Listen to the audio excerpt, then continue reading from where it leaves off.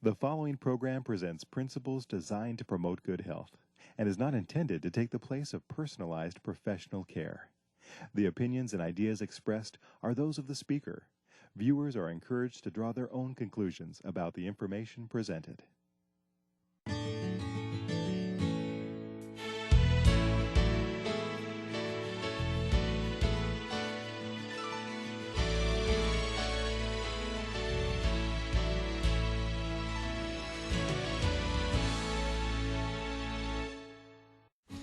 Hello, I'm Dr. Emerson. I'm Medical Director at Eden Valley Lifestyle Center. I'd like to talk to you today again about obesity and weight control. Last session, you may recall that we found that low-calorie diets do not work well for weight loss. They'll cause an initial drop in weight, but then the body adapts to this stress that it's been put under. It responds by lowering your metabolism and making you feel kind of miserable, weak. And when you then come off of your low-calorie diet, the body says, we better get ready for the next starvation. So the way we'll get ready for the next starvation is we'll keep the metabolism low, so we're burning less calories. We'll keep the muscle mass low, so we'll have less muscle to feed, and we'll keep the body fat even higher, so we'll have more fat to feed less muscle. So that with repeated dieting, we find that the weight actually slowly increases as the metabolism slowly decreases and muscle mass drops.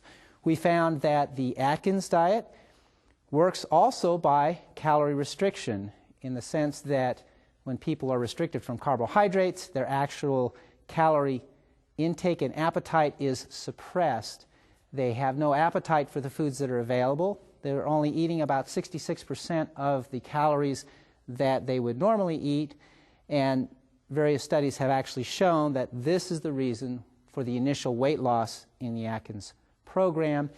It is then followed by a weight rebound, and it's not tolerated well, and so when patients come off of the program, the weight again comes back up, just like in any calorie-restricted diet. Weight Watchers is another program that many people are on. This is essentially a low-fat diet, and that's a step in the right direction, but it also restricts calories and is therefore prone to the same problems that any low-calorie diet has when you come off of the problem.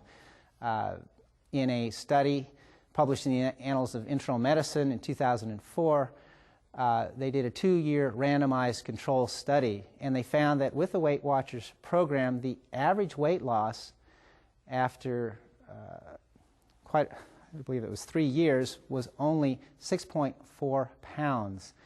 16% of them achieved and maintained a weight loss of 10% or more. The controls that were not on the program only lost, 6% of them lost 10% as well. So calorie intake isn't really the answer to obesity. If calorie restriction isn't the answer, what is? Well, what about activity? Is this the ultimate solution to weight loss? And what we'll find, we'll present evidence to this effect, that activity can help weight loss, but only to a certain point. We'll find that if you can get out of the inactive range into the active range, there is a drop in weight. However, once you're in the active range, further activity does not drop the weight significantly. This was first demonstrated in rats, some rat experiments. What they found was that they tested rats, and they found that rats put in a cage and exercised on a treadmill had different weights based on their activity level. Some rats were not allowed to exercise at all. Some rats were put at 20 minutes a day, 40 minutes a day, and then 60 minutes a day. And at those levels, the weight dropped when you went from 0 to 20 to 40 to 60 minutes per day with the rats. But once they hit 60 minutes a day, further exercise duration per day, from 1 hour to 2 hours, 3, 4, and 5, they found the weight plateaued. There was no significant increase or decrease at that point. The weight had stabilized. The only time the weight started dropping again was at about 5.5 hours. The weight again dropped, but this was because the rats had gone into extreme fatigue. They were falling into the treadmill, they had no appetite, they were getting injuries, and of course we want to avoid that range. What they also found was interesting was that appetite dropped during their increase in activity. When they went from 0 to 20 to 40 to 60 minutes, the intake of calories actually dropped until it hit again 1 hour. And at 1 hour, the weight plateaued. And further exercise above 1 hour, the weight increased again to match the increased demands they were putting on the rats from activity. We're finding that the initial drop in calorie intake was related mainly to the decrease in weight and the decrease in surface area. They found that with less surface area, the rats were radiating less heat, and so as the weight dropped, they found that the calorie intake actually dropped and the amount of calories they were radiating dropped. So the appetite dropped from 0 to 1 hour, and then once the weight plateaued, the calorie intake was now proportional to the activity level. And the appetite actually helped control and maintain that stable weight. So there was really no problem with the appetite mechanism with the rats. We're not rats, we're people. So the same people that tested the rats then said, well, we need to check this on people. So they went to a mill in India and they looked at humans working in the mill.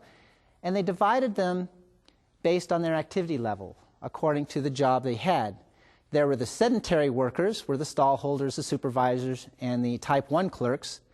Then you went from sedentary to light work, and you found that these were the clerks, the class 2 to 4 clerks, the mechanics. Then they found the medium workers as the next increase in activity level. These were the drivers, the winders, the weavers, the baggers, the twisters.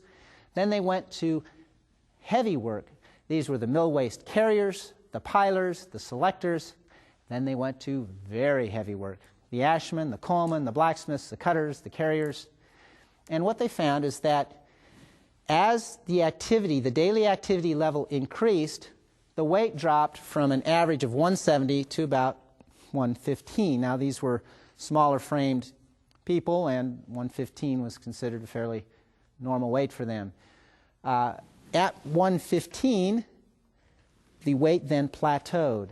And as you went from the moderate activity further on out, the weight did not continue to drop, but it plateaued.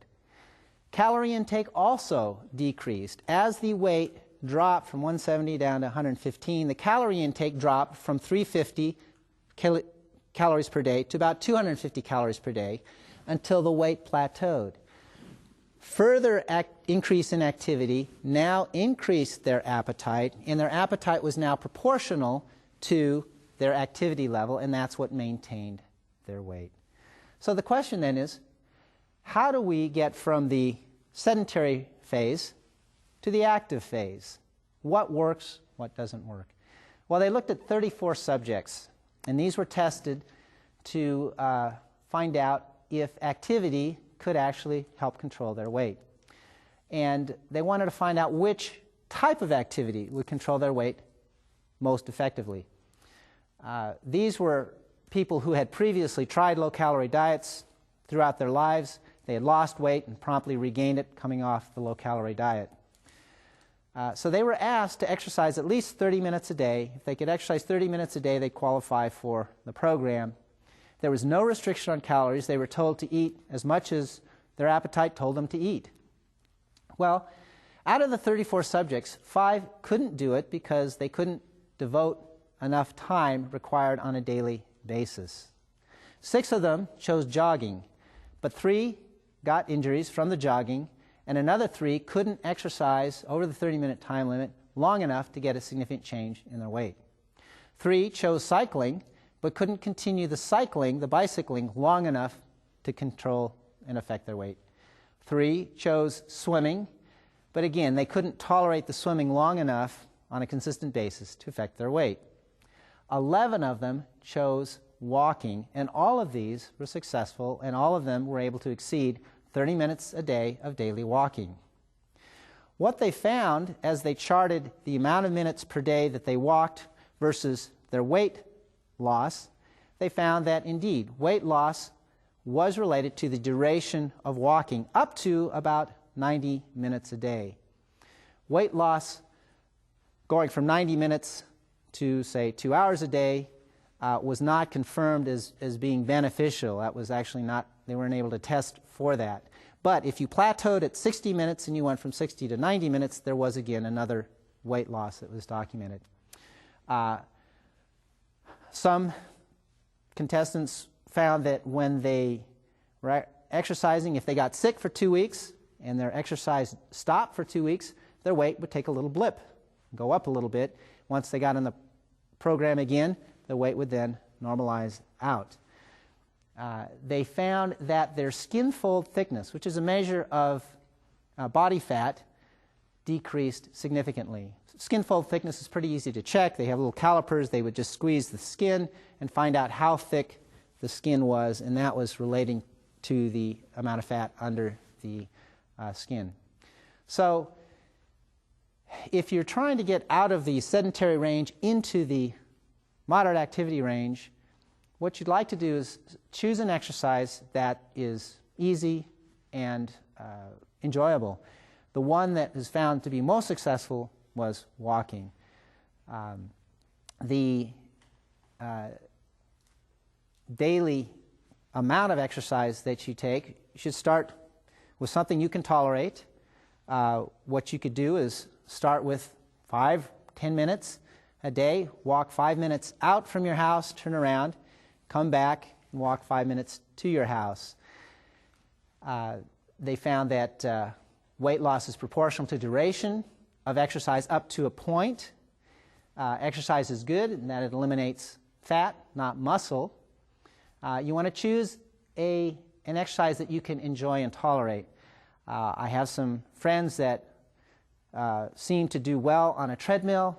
I found treadmills to be somewhat difficult because they're somewhat boring. You don't have any change of scenery. There's really no joy, at least for me, in walking. I prefer the outdoor activities where you can actually get a change in scenery.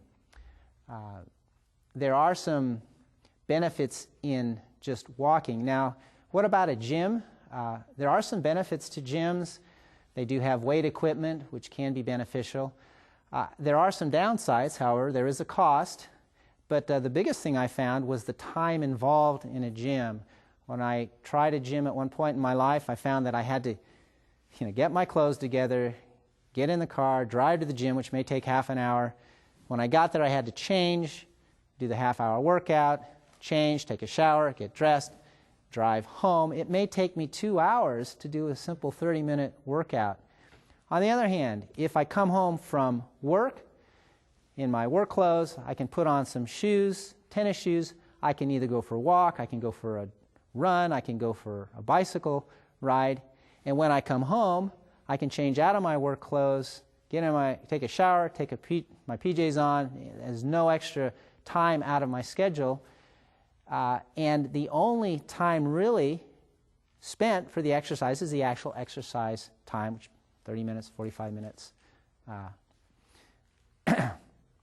Is exercise the ultimate answer to obesity? It is a help, but it's actually not the ultimate answer, and it's not the reason for the epidemic of obesity that we see in America today. Dr. John McDougall tells a story about a private interview with Carl Lewis. They were actually being interviewed on a talk show, and Carl Lewis is the fastest man on earth. He set the world record in the 100-yard dash. And before they got on stage, he shared with Dr. McDougall, he says, I have a problem with weight. If I eat too much, I start gaining weight. And McDougall kind of tongue-in-cheek said, well, nobody exercises more than you do. You have a problem with weight? He says, yes, I do. And then McDougall said something very profound. He says, well, actually anybody on the American diet will have a problem with weight no matter how much they exercise. If you go on a plant-based diet, you won't have a problem. Well, a year later, a sports magazine interviewed Carl Lewis, and he indicated that he had changed to a vegan diet, and he no longer had an issue with weight. He ate as much as he wanted. Also, his performance improved. That's another topic for another time. So, if exercise isn't the answer, what is the answer?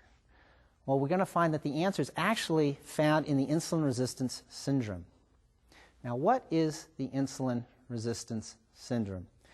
Well, as we mentioned on other talks, it's a combination of things that happens when you have insulin resistance. Remember, insulin resistance occurs when you take in the animal products. The way your body's supposed to work, you take in sugars or starches, your blood sugar rises, the pancreas releases insulin, which is a little key, goes to each of the cells of your body, goes in the keyhole, opens up the cell door, and allows sugar to leave the blood and go in the cell and get burned, and that brings your blood sugar down. When you take the animal products, those go in and they plug up the keyholes. And that causes, now when you eat sugars or starches, the blood sugar rises, insulin's released, but it can't get in the keyhole. The door stays shut and the blood sugars rise, and that is the result of insulin resistance, and it can lead to diabetes.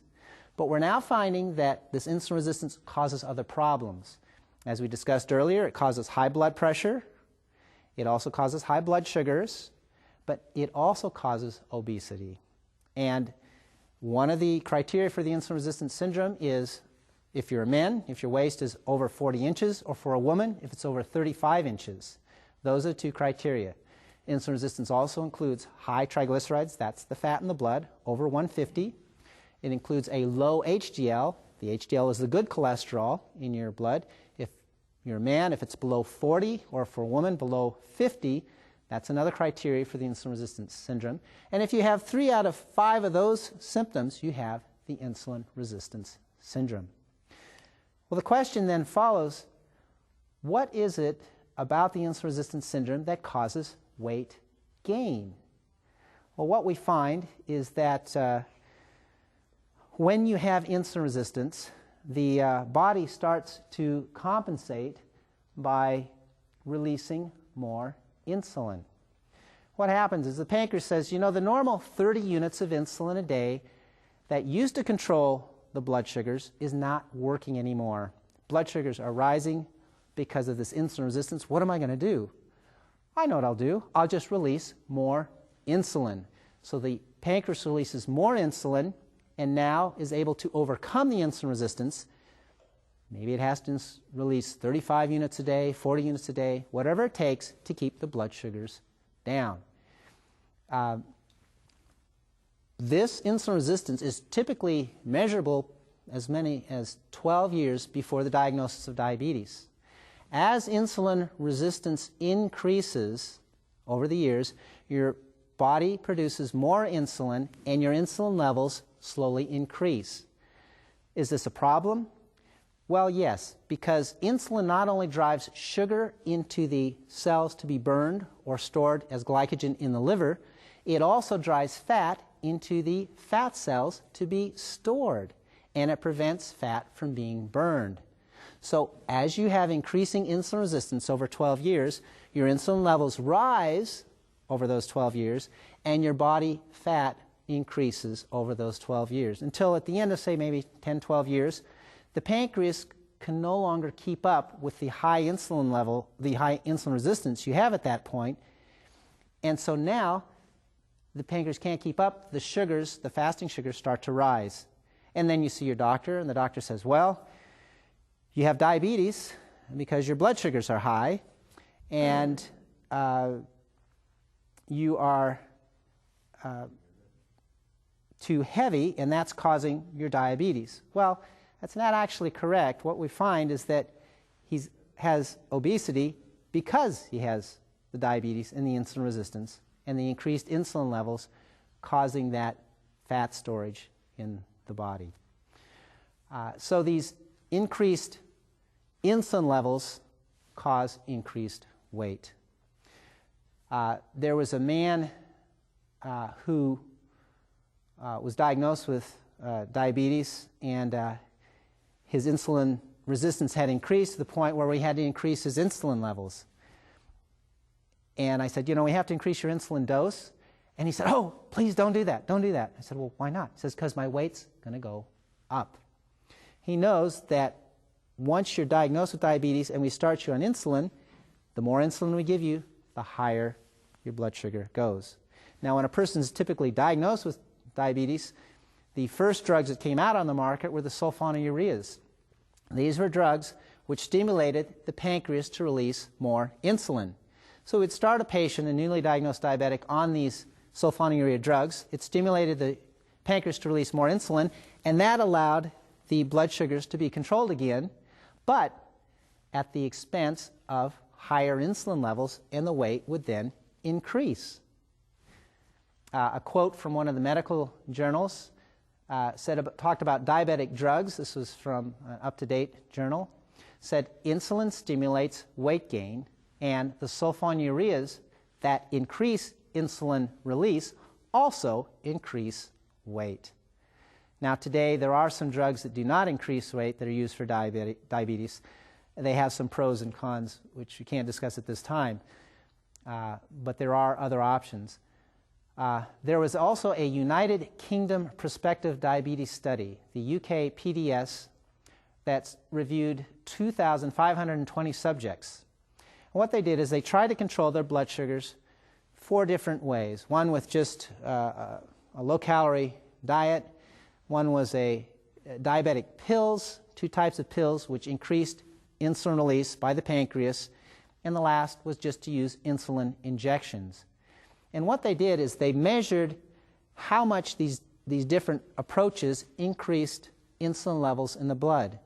They found that with the diet, the low-calorie diet, it really didn't affect their insulin levels that much, and there was no significant weight change.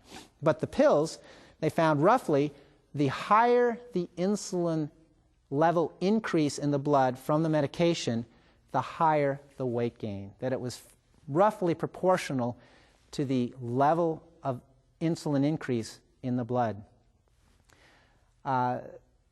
They did another test, another large controlled trial called the Diabetic Control and Complications Trial. And what they found in it was that the weight gain effect of insulin is dose dependent, as illustrated in the Diabetes Control and Complications Trial, where the mean increase in weight was 5.1 kilograms in the patients with the intensive treatment group. In other words, they took a group of patients, they gave them lots of insulin to get their blood sugars very well controlled, and they found that their weight increased dramatically. In the other group that was controlled less intensely, they used lower doses of insulin, had higher blood sugars, but they found that the weight increase was only 2.4 kilograms, much less than those with the intensive treatment. They also measured A1C. Well, what's A1C? Well, what happens when you have high blood sugars, the sugars can combine with the hemoglobin, and the percent of hemoglobin that is in the blood that is combined with sugar is what they call the percent A1C, or the hemoglobin A1C.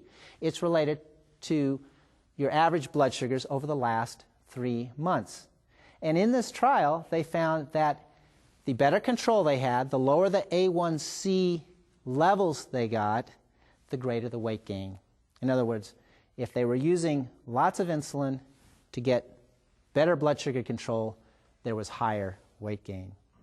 In this trial, they found something very significant. They found that there was no relationship between calorie intake and weight gain. Those eating lots, those eating little, did not affect their weight. What did affect their weight was their insulin levels and how much insulin they were getting. There was also no relationship between exercise and weight gain in this study. They could be exercising or not exercising. The weight was more strongly controlled by the insulin that they were getting. It trumped the other causes of weight problems. Now, this puts us in somewhat of a dilemma because physicians now have a problem. Are we going to control their blood sugar with more insulin? Or are we going to try to control their weight by cutting back on the insulin? And it seems like there's not a good solution, but in fact there is. On a plant-based diet, you can actually decrease your insulin resistance, which would then require less insulin, which would then help to drop your weight. And that is indeed what we found to be most effective, is a plant-based diet to decrease insulin resistance and allow weight loss. Our experience has been most people will lose about 2 pounds a week on a vegan type diet where you eliminate the meat products, the dairy products, the oils, and concentrate on the fruits, nuts, grains, vegetables, and legumes. Is insulin resistance prevalent enough to account for the diabetes epidemic that we have in America? As we mentioned in one of our earlier talks, diabetes increased 500% in America in a span of 36 years. It's epidemic. Americans, 1 out of 4 has the insulin resistance syndrome. 30% of overweight adolescents have the insulin resistance syndrome. What this is telling us is that, yes, the insulin resistance syndrome is certainly prevalent enough to account for the massive increase in obesity that we have in America today. So what are the foods that can decrease insulin resistance? Monosaturated fats can help decrease it. The olive oil is eaten in the olive. Please get it in the olive. That's the best place. Try to avoid the refined oils. That can be very helpful. Polyunsaturated fats found in safflower oil, sunflower oil, corn, and soybeans can also be helpful. But again, try to get the oils in the plant, in the natural form. For instance, to get 2 tablespoons of corn oil requires 14 ears of corn. Most of us don't eat 14 ears of corn at a time. We weren't really designed to get that much oil at one point. So if you can eat the oil in the natural form, you're going to limit it naturally. Fiber can help reduce insulin resistance. Whole grains can also. Remember the foods that increase insulin resistance: the saturated fats, including the flesh and the dairy, the trans fats from the margarines, the shortenings, the fats from frying, partially hydrogenated fats, and the trans fats. If you can avoid these, you can help reverse the insulin resistance syndrome and your weight will come off. We're hoping that you can try some of these approaches, monitor your weight, and get the benefits that God desires you to have. May God bless. We look forward to seeing you as we cover some last topics in diabetes in our next talk.